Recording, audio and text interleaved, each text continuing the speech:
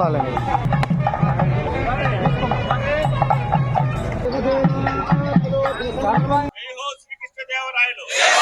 రోజుల్లో ఎవరి దగ్గర డబ్బు ఉండేది కాదు.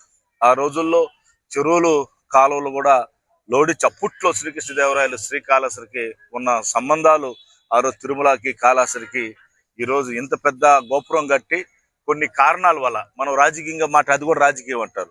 అప్పట్లో ఆ గోపురం చుట్టూరు ఎక్కడ కూడా ఇల్లులు కన్స్ట్రక్షన్ చేయకుండా కానీ ఉండుంటే ఇసుకంతా కూడా కింద ప్రవర్తించుకొని బోర్ లేకుండా ఉంటే ఆ గోపురం పడిపోయేది కాదు. ఆ మహానుభావుడు కట్టిన గోపురం మరలా నవ్వుగా కన్స్ట్రక్షన్ వాళ్ళు వచ్చి కట్టడం జరిగింది. అయినా ఈ రోజు ఆ మహానుభావుడు స్థలం ఇది. ఆ మహానుభావుడు ఇది కూడా అన్ని కూడా కట్టించాడు.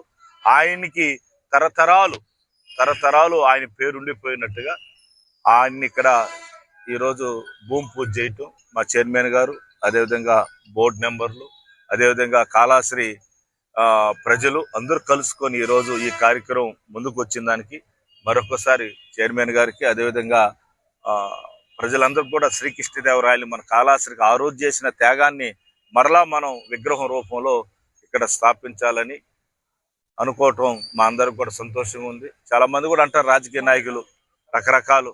శ్రీకాళహస్తి మకుటంగా నిలిచిన రాజగోపురం, ఆ రాజగోపురం 2010లో కూలిపోతే రాజగోపురం ముందు ఏర్పాటైన శ్రీకృష్ణదేవరాయల విగ్రహం చెక్కు చెదరకుండా ఆ రోజు నిలబడడం ఆయన యొక్క ఆదర్శ పాలనకు అది నిదర్శనము.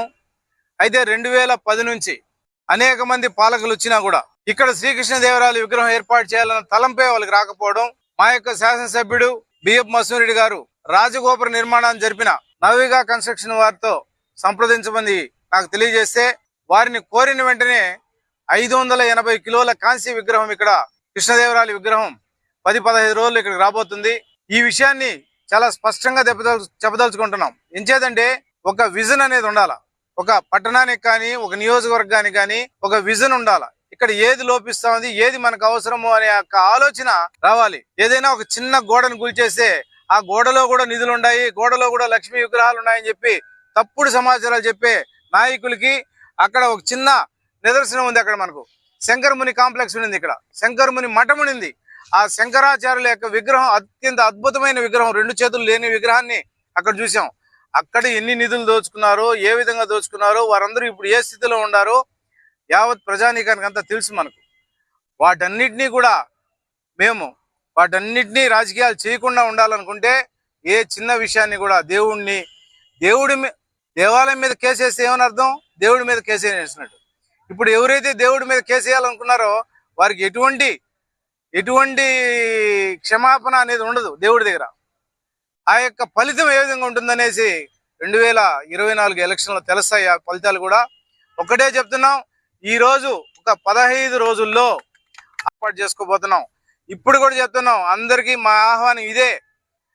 ఇంటింటికి వచ్చి బొట్టు పెట్టి ఎవరిని పిలవరు. కాళహస్తిలో ఒక ప్రతి పండగ జరుగుతుందంటే, దేవాలయానికి సంబంధించిన వ్యవహారం జరుగుతుందంటే ప్రతి దానికి మేము మైక్ అనౌన్స్మెంట్ పెడతాం, అందరికి తెలియజేస్తాం.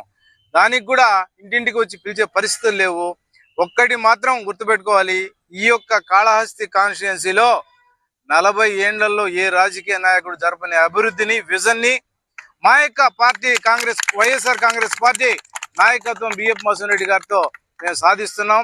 రంగా గారి విగ్రహం కావచ్చు, శ్రీకృష్ణదేవరాయల గారి విగ్రహం కావచ్చు, రేపు ఏపీ సీట్స్ దగ్గర శివుని యొక్క విగ్రహాన్ని కావచ్చు, ఆ నందీశ్వరుడు కావచ్చు, అక్కడ కన్నప్ప కావచ్చు, ఈ బ్యూటిఫికేషన్ అంతా కూడా ఈ యొక్క కాళహస్తి సిటీలో ఎంటర్ అవడమే ఒక ఆధ్యాత్మిక వాతావరణం కావాలి అన్నదే బిఎఫ్ మసూరెడ్డి గారి ఆలోచన.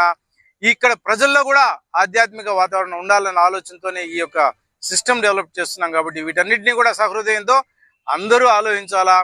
విఘ్నులు కాళహస్తి పట్టణంలో చదువుకున్న పెద్దలు, గౌరవనీయులు అందరూ ఆలోచిస్తున్నారు ఎవరు ఏ విధంగా ఉన్నారనే విషయాన్ని.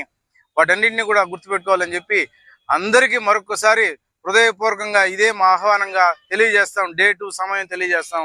అందరూ వచ్చి శ్రీకృష్ణదేవరాయల విగ్రహ ఆవిష్కరణలో బిఎఫ్ మసూరెడ్డి గారు ముఖ్య అతిథిగా పాల్గొనే ఆ కార్యక్రమంలో మీరందరూ రావాల్సిందిగా కోరుకుంటూ, జోహార్ శ్రీకృష్ణదేవరాయలు, జోహార్ శ్రీకృష్ణదేవరాయలు ఏర్పాటు చేసుకోబోతున్నాం. ఇప్పుడు కూడా చెప్తున్నాం అందరికీ మా ఆహ్వానం ఇదే. ఇంటింటికి వచ్చి బొట్టు పెట్టి ఎవరిని పిలవరు. కాళహస్తిలో ఒక ప్రతి పండగ జరుగుతుందంటే, దేవాలయానికి సంబంధించిన వ్యవహారం జరుగుతుందంటే ప్రతి దానికి మేము మైక్ అనౌన్స్మెంట్ పెడతాం, అందరికి తెలియజేస్తాం. దానికి కూడా ఇంటింటికి వచ్చి పిలిచే పరిస్థితులు లేవు. ఒక్కటి మాత్రం గుర్తుపెట్టుకోవాలి, ఈ యొక్క కాళహస్తి కాన్స్టిట్యుయెన్సీలో 40 ఏండ్లలో ఏ రాజకీయ నాయకుడు జరపని అభివృద్ధిని, విజన్ ని మా యొక్క పార్టీ వైఎస్ఆర్ కాంగ్రెస్ పార్టీ నాయకత్వం బిఎఫ్ మసూన్ రెడ్డి గారితో మేము సాధిస్తున్నాం. రంగా గారి విగ్రహం కావచ్చు, శ్రీకృష్ణదేవరాయలు గారి విగ్రహం కావచ్చు, రేపు ఏపీ సీట్స్ దగ్గర శివుని యొక్క విగ్రహాన్ని కావచ్చు, ఆ నందీశ్వరుడు కావచ్చు, అక్కడ కన్నప్ప కావచ్చు, ఈ బ్యూటిఫికేషన్ అంతా కూడా ఈ యొక్క కాళహస్తి సిటీలో ఎంటర్ అవడమే ఒక ఆధ్యాత్మిక వాతావరణం కావాలి అన్నదే బిఎఫ్ మసూన్ రెడ్డి గారి ఆలోచన. ఇక్కడ ప్రజల్లో కూడా ఆధ్యాత్మిక వాతావరణం ఉండాలన్న ఆలోచనతోనే ఈ యొక్క సిస్టమ్ డెవలప్ చేస్తున్నాం. కాబట్టి వీటన్నిటిని కూడా సహృదయంతో అందరూ ఆలోచించాలా.